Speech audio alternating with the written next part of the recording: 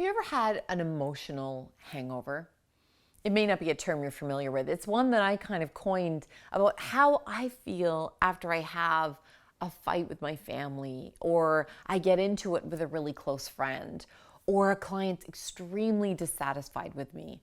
It doesn't happen very often, but the effects of a strong emotional, challenging confrontation or disappointment can also feel the same way as your traditional hangover. You feel exhausted. You probably have a headache and you feel like, what is the point? I just want to go and lay down and hide from the world until I recover. But you know what? When we recognize that these strong emotional events that happen in our work and in our life can cause an emotional hangover, then we can figure out what are some of the remedies. They may be remedies that we can use proactively. They can also be remedies after the fact, because frankly, conflict is normal, it's natural, it's healthy actually. When we don't have conflict or we let things build up, sometimes that can lead to an emotional hangover too, and people have no idea why we're not feeling very good, or why we're upset, or why we're withdrawn. So let me share with you some of the cures to an emotional hangover. Number one, ask for help.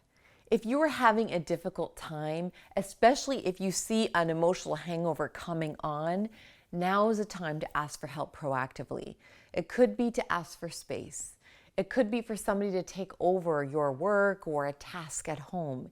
It could be for you to have somebody help you out with the things that you would normally do all on your own, but you're not feeling resourceful enough to keep it all going on your own.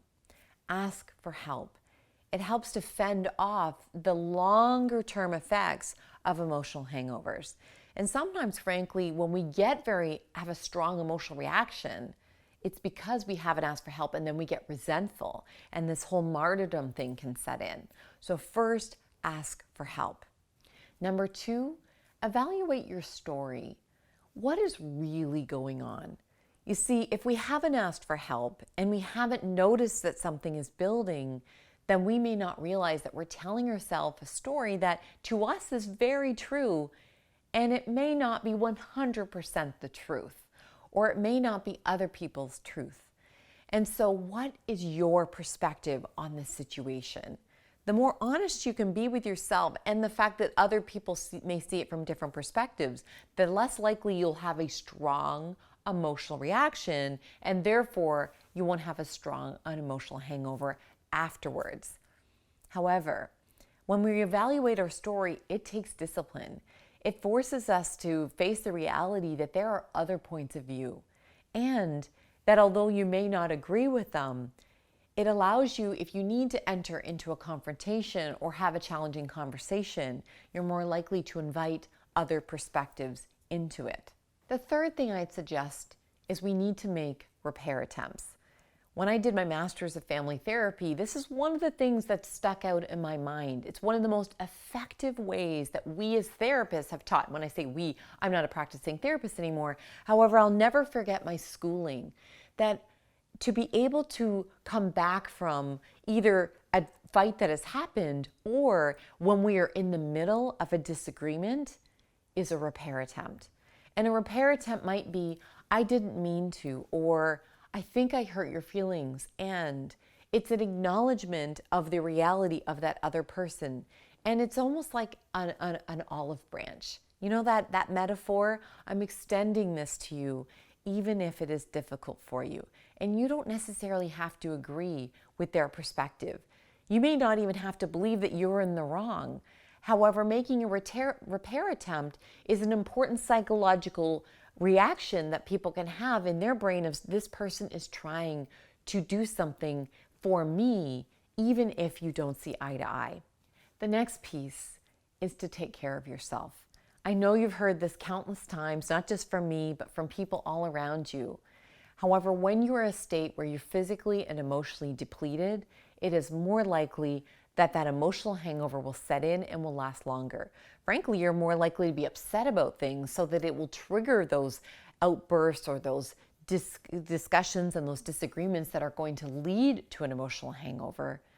However, Being able to take care of yourself means that maybe you are less likely to get to a state of exhaustion or emotional fatigue or resentment or frustration that is harder to come back from. And then finally, my suggestion, and you won't be surprised by this, is to recognize. Recognize yourself even when it's challenging, even when you're in the midst of your deepest, most painful point of your emotional hangover. What did you try? What did you say? What did you do? What is your best effort you're giving? And you can acknowledge. Same with the people around you or your environment that you're working in that has contributed in some way, large or small, to that emotional hangover. How can you acknowledge them? Is there a tiny thing that you or they have done that has worked? Is there some tiny glimmer of hope that things will be better? Focus on that. Recognize and acknowledge that so that you have a place to go forward. My friends, there will be challenges, there will be conflicts, there will be tension points, and it will be challenging. You will also recover from this. When you are in the midst of that battle, that pain, that challenge, that frustration, acknowledge that emotional hangovers are real. It may pass. You are allowed to be in the moment with it though. Acknowledge it and know that you have steps that you can take going forward. My name is Sarah McVanel. I hope you find this insight into how to remain your greatness magnified helpful.